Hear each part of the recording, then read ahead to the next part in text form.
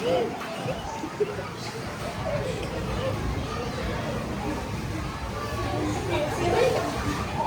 sa isang bahaging kawayan ay lumabas si Malakas.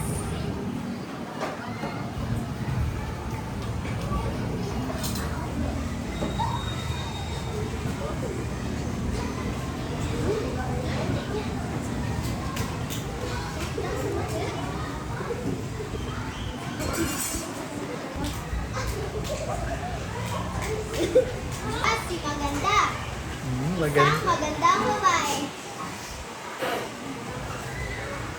Sino ka at saan tayo? Hindi ko rin alam. Ngunit napakaganda ng lugar na ito. Dumating si Batala at sinabi na sila yung unang lalaki at babae sa mundo. Kayo ay magsasalita ng buhay ng tao sa mundo. Mamumuhay kayo ng pangangalaga. Sinunod nila Malakas at Maganda ang bilin ni Batala.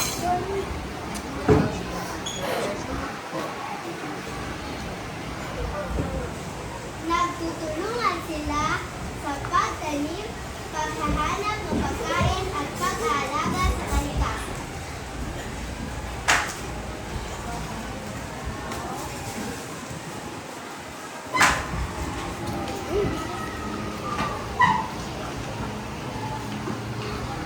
Sila ay nagkaroon ng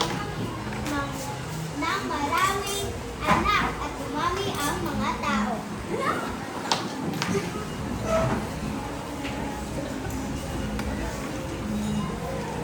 At pagkadami ng mga anak nila